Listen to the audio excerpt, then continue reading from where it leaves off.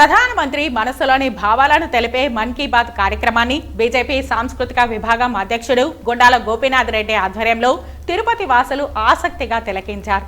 నగరంలో 30 శక్తి కేంద్రాల ద్వారా మన్ కీ బాత్ కార్యక్రమాన్ని తిలకించేందుకు ఏర్పాట్లు చేశారు. మన్ కీ బాత్ కార్యక్రమం స్ఫూర్తిదాయకమన్నారు.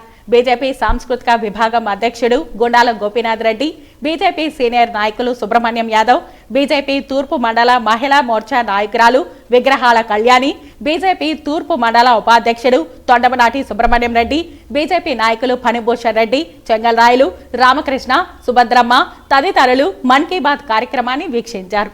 మేము తప్పకుండా చూస్తున్నాము. ఈ 10 సంవత్సరాలైంది ఇప్పటికీ. ఈ రోజు 114వ ఎడిషను. దానిలో మన ప్రధానమంత్రి గారు ఎన్నో మంచి విషయాలు, అలాగే మంచి విషయాలు చేసే వాళ్ళని అప్రిషియేట్ చేసేది దీనిలో చూపెడతారు. ఈ రోజు కూడా 114వ ఎడిషన్లో స్వచ్ఛతా హీ సేవా కార్యక్రమాలు దేశం మొత్తం చేస్తున్నారు.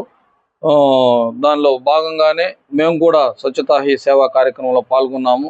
మొన్న సెప్టెంబర్ 7 మన ప్రధాని నరేంద్ర మోడీ గారి జన్మదినం నుంచి అక్టోబర్ 2 మహాత్మా గాంధీ జయంతి వరకు ఈ కార్యక్రమాలు జరుగుతున్నాయి. దేశం మొత్తం చేస్తున్నారు.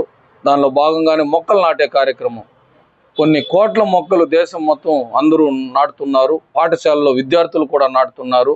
అలాగే ముఖ్యంగా మన తెలంగాణ రాష్ట్రంలో రాజశేఖర్ అనే యువతను సామాజిక బాధ్యత తీసుకుని రోజు ఒక చెట్టు నాటే కార్యక్రమం తీసుకుని ఇప్పటికి 1500 చెట్లు నాటారంటే ఆయన్ని మన గౌరవ ప్రధాని నరేంద్ర మోడీ గారు మెచ్చుకున్నారు. ఆయన ప్రమాదంలో కొద్దిగా చెయ్యి ప్రాబ్లం అయినా ఈ చెట్లు నాటే కార్యక్రమం మాత్రం